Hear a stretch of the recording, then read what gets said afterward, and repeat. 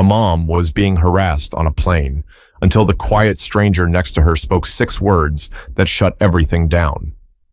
Danielle Brooks had no intention of becoming the center of attention that morning. She just wanted to make it through the flight. Nothing fancy, no drama, just her 2 kids, and a few hours in the sky between Boise and Charlotte. She stood near gate B12 at the Salt Lake City airport, bouncing her 9-month-old daughter on her hip while her son Caleb fiddled with the zipper on his backpack. The gate agent had already made 3 announcements, and still, boarding hadn't started.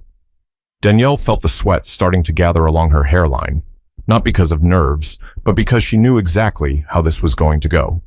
It wasn't the first time she flew solo with the kids, but every time she did, it felt like a gamble. She knew the stares she'd get, the audible sighs when she walked down the aisle, and the glances when her baby cried. People didn't always say something, but they didn't have to. Finally, the line moved. Group 4. That was them. She adjusted the car seat strapped over her shoulder, held Caleb's hand tight, and steered the stroller down the jet bridge like it was a race she never asked to run. They were in row 17, middle and window seats. Danielle gave Caleb the window. That part was easy. The harder part was keeping everything and everyone calm. She maneuvered her bags quickly, apologizing to the aisle passenger who hadn't even looked up from his tablet. He wore a pressed dress shirt, no tie, and had the kind of energy that let her know he didn't want conversation. That was fine. She didn't either. With the baby finally dozing off and Caleb munching quietly on crackers, Danielle exhaled. It was a short exhale, the kind of breath you take when you know it won't last. 10 minutes later, she heard it, a loud, deliberate sigh from behind her. She didn't turn around. At first, she thought maybe she'd leaned her seat back too far, or maybe Caleb had accidentally bumped the tray behind him. But then came the second sigh, louder. Danielle glanced sideways at the man next to her, still focused on his screen. No help there. She adjusted the baby's blanket, tried to focus on the flight attendants doing their safety routine. The baby stirred. Caleb asked if he could watch a show on her phone. The voice behind her cut in. "Could you not recline all the way? Some of us don't have room to stretch like that." His voice was low, sharp, and already carried a note of blame. Danielle didn't look back. She pulled the seat up slightly and mumbled, "Sorry." That should have been it. But she felt the tension, like the way a rubber band feels right before it snaps. Something was coming. Danielle hadn't even opened her water bottle when it started again. The man behind her let out another sigh, louder this time, followed by a scoff. Then came the sound of him shifting aggressively in his seat, his knees pushed into the back of hers, deliberate, not hard enough to complain to the flight crew, but just enough to send a message. Danielle leaned slightly to her right and whispered to Caleb, "Sit still, baby. Don't turn around, okay?" "Okay," he said softly, already sensing something was off. But kids are kids. 2 minutes later, Caleb tugged gently on the corner of her sleeve. "Mommy, what's that thing for?" he asked, pointing toward the emergency card in the seat pocket in front of him. He was just curious, asking a question like any kid would, but when he turned slightly in his seat, trying to get a better look at the back of the card, his elbow must have bumped the armrest of the man behind them. The response came instantly. "Seriously?" the man snapped, his voice cutting through the low murmur of the cabin. "Control your kid. I don't need to be part of your parenting today." Danielle froze. Her mouth opened for a moment, but nothing came out. A few nearby heads turned. The woman across the aisle peeked over, then looked away quickly like she hadn't seen anything. Danielle gathered herself and turned halfway around, speaking quietly. "I'm sorry. He didn't mean to bump you." The man didn't care. "That's not the point. You people come on planes like it's your living room. Some of us paid good money to not be kicked in the back for 3 hours. Her stomach dropped. She looked forward again, holding Caleb a little closer.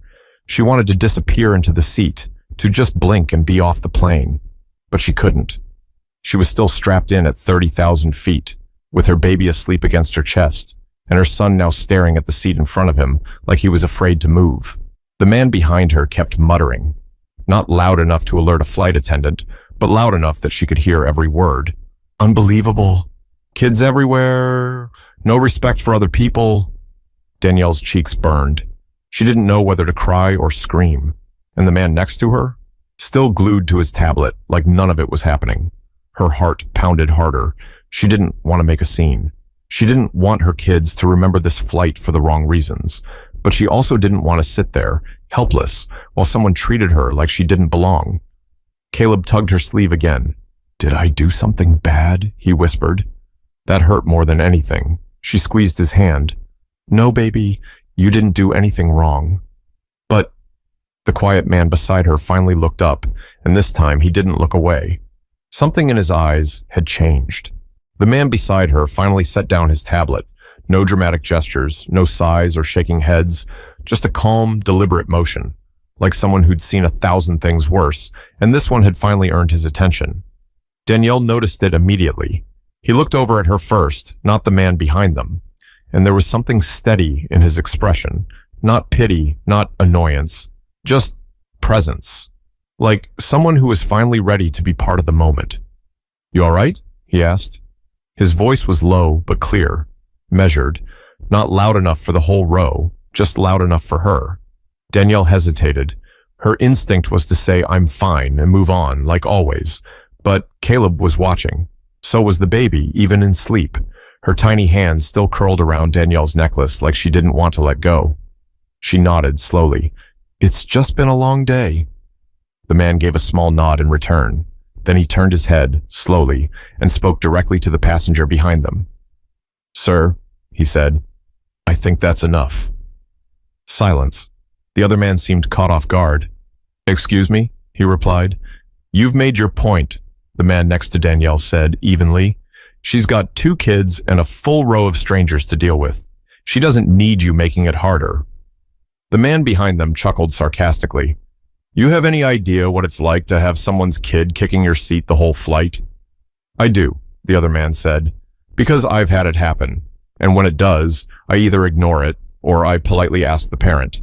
What I don't do is humiliate someone in front of their children." The tension in the air shifted. Heads were turning now. A couple rows up, someone paused their movie. Across the aisle, a woman stopped flipping through her magazine. The man behind them huffed. "I'm not humiliating anyone. I'm just asking for basic respect." "No, you're not," came the reply. "You're picking on someone because you think nobody's going to say anything about it." "Well, here I am." The other man said nothing, just let out another frustrated exhale and leaned back hard into his seat. Danielle stared ahead, stunned. Her mouth felt dry. Her heart was racing, but this time not from panic, from something else, something like relief. She turned slightly toward the man beside her. "Thank you," she said softly. He nodded once. Some people just need to be reminded. The baby shifted against her chest. Caleb was staring up at the man, his eyes wide. "Are you a coach or something?" Caleb asked, breaking the silence. The man smiled gently. "Nope, not a coach." Caleb squinted. "You sound like my teacher when someone's in trouble." The man gave a short chuckle. "Let's just say I've dealt with enough trouble to know what it looks like." Danielle laughed quietly for the first time that day. Not a big laugh, but a real one. She didn't know his name. She didn't know where he was headed or what he did for a living. But for a moment, it didn't matter. Someone had seen her trying, and had stepped in, not with anger, not with a lecture, but with calm, quiet strength. But the flight was far from over, and the man behind them wasn't finished just yet. The man behind them fell quiet for a while, but it was the kind of silence that felt sharp, not peace, just waiting. Danielle tried to settle back in. She shifted the baby's blanket, pulled out Caleb's headphones, and tapped on her phone, opening a cartoon for him. She hoped the quiet would hold, but 10 minutes later, the kicking started. This time, not from Caleb. The man behind them had stretched out, and now his knees were back against Danielle's seat. Tap, tap, a slow push. She adjusted forward, trying not to react, but then he muttered, just loud enough, "Maybe she'll get the hint this time." Danielle stiffened. The man beside her sat up fully now. He looked straight ahead, spoke calmly again, but this time louder. "Sir, I already asked you once. Don't make this into something it doesn't need to be." The tension in row 17 was back like a weight pressing down on the cabin. A few passengers glanced over their shoulders. No flight attendant had come yet. They were mid-service, handing out plastic cups and tiny pretzels 2 rows up. Danielle looked toward the aisle. She considered calling for help, but that would mean asking. That would mean being seen again, center of attention again. The man beside her looked over. "You shouldn't have to deal with this," he said. His voice was firm now, like steel with a velvet cover. She finally asked, "Can I just switch seats with you?" He shook his head gently. "No need. He's the one who needs to move, not you." Then he raised his hand, motioning subtly to the attendant walking by. When she approached, he didn't yell or complain. He simply asked, "Can you speak with the gentleman behind us? He's been kicking her seat and making repeated comments. It's becoming hostile." Danielle watched as the flight attendant's smile faded. She nodded, said she'd be back in a moment. The man behind them shifted again. "Oh, what now?" he groaned. "Now," the man next to her replied, "you stop treating people like garbage and mind your own seat." The way he said it, measured, level, didn't match the intensity of the moment. And yet, somehow, that made it hit harder. The baby stirred in Danielle's arms, her tiny head pressing against her chest. Danielle rocked her gently. Caleb had taken off his headphones, holding them in his lap, waiting. "What's your name?" Danielle asked quietly. The man paused, then extended his hand. "Travis Greer," he said. She shook it. "Danielle." "Nice to meet you, Danielle," he said. "Sorry it had to be like this." She smiled, tired but genuine. "Me too." The flight attendant returned moments later, crouched slightly at the man's row behind them. Danielle couldn't hear what was said, but she saw the look, the tight-lipped expression of someone being told to stop or else. For the rest of the flight, the man behind them said nothing. No kicking, no muttering, just silence. Danielle let out the breath she didn't realize she'd been holding. The baby stayed asleep. Caleb leaned against her side, comforted, and Travis went back to reading like none of it had ever happened. But Danielle had a feeling this man was more than just someone who stood up for her, and she was about to find out. The flight had calmed down on the surface, but Danielle's nerves hadn't. She kept replaying it in her head. The comments, the tone, the way her son looked at her when he asked if he'd done something wrong. It sat on her chest like extra carry-on, but every time she started to spiral, her eyes drifted to the man next to her. Travis. Calm, focused, steady. Who was this guy? It wasn't just how he spoke, it was the way he handled it all. No fear, no showing off. Like he'd been trained to stay composed under pressure. Caleb tugged her sleeve. "Is he a policeman?" he whispered, wide-eyed. Danielle smiled. "I don't know, sweetie." She turned to Travis. "My son thinks you're some kind of superhero." Travis chuckled. "I used to wear a uniform, if that counts." "You retired?" she asked. He hesitated. "Still in, Air Force." Her eyes widened. "Seriously?" He nodded. "Heading back home for a few days.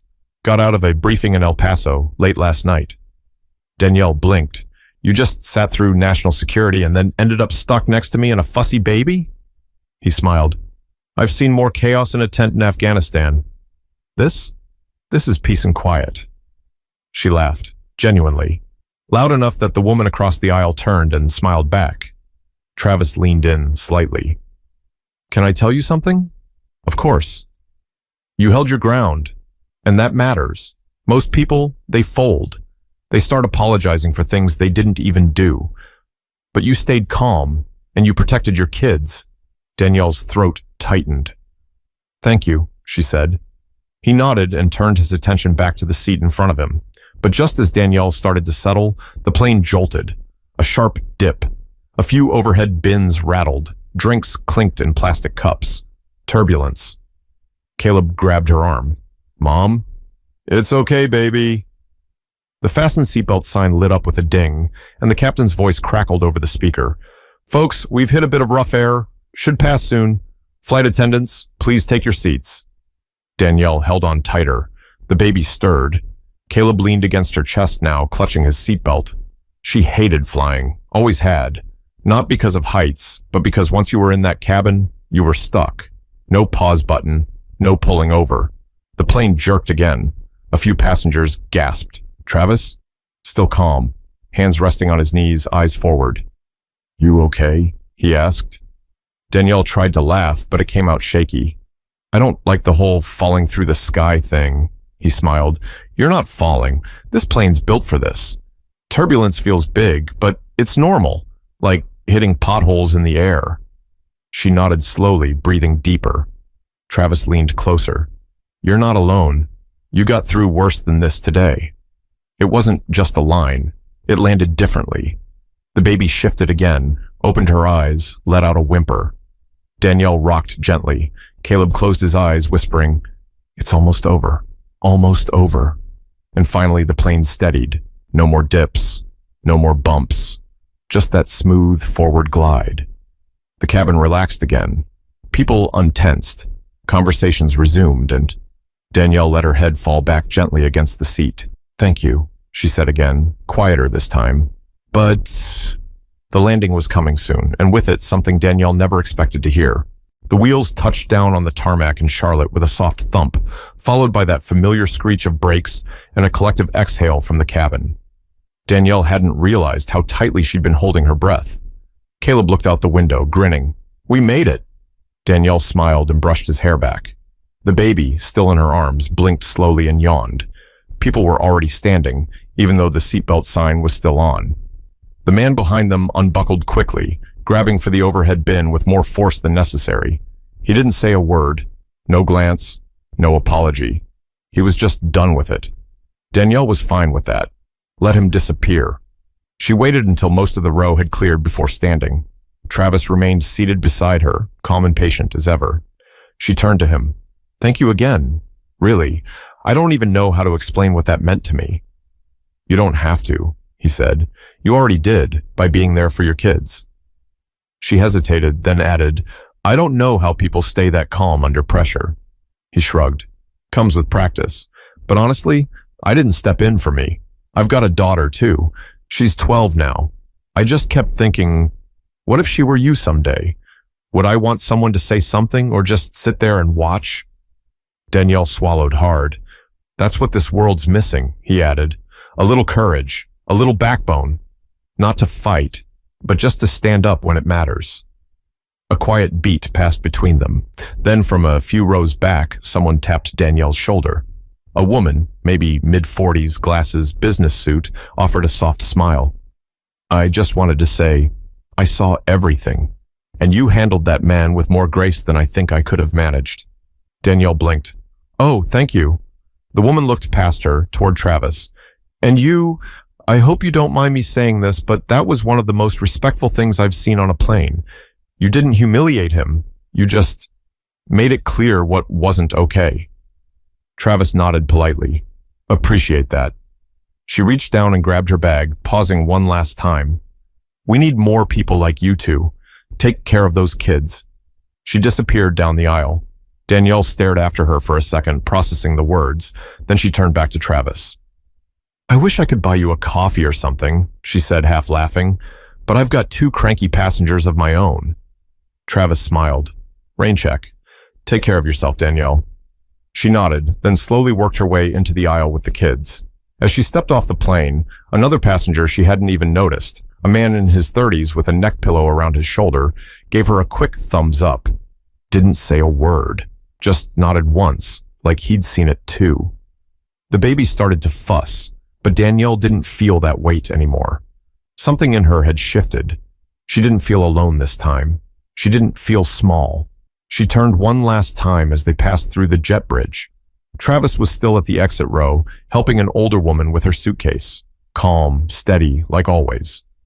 But she didn't yet know that someone on the flight had been filming the whole interaction quietly, and it would be on the internet before her bags even hit the carousel. Danielle didn't see the video until 2 days later. She was sitting on her sister's couch in Charlotte, a bowl of reheated mac and cheese on her lap, and the baby asleep in the pack and play nearby.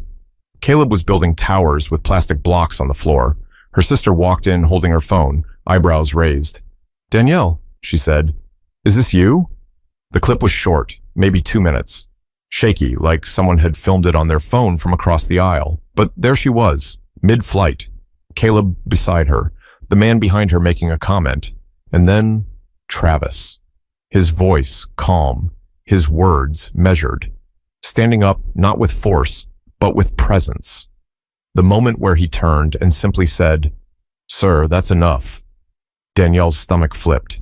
"Where did you get this?" she asked. "It's all over," her sister replied. Someone posted it on TikTok. Then a teacher in Phoenix shared it on Facebook. Now it's everywhere. People are calling him the man in 17D. Danielle stared at the screen. There were thousands of comments, people praising his tone, people defending her, parents sharing their own stories of feeling judged, cornered, or ignored in public spaces. But one comment stuck with her more than the rest. It read, "Courage doesn't always look like fighting. Sometimes it's just someone calmly saying, 'This isn't okay.'" That stayed with her, not just because of what happened, but because of what it revealed, about how many people had stayed silent, about how often we let things slide because it's easier than stepping in, about how loud kindness can be, even when it's spoken softly.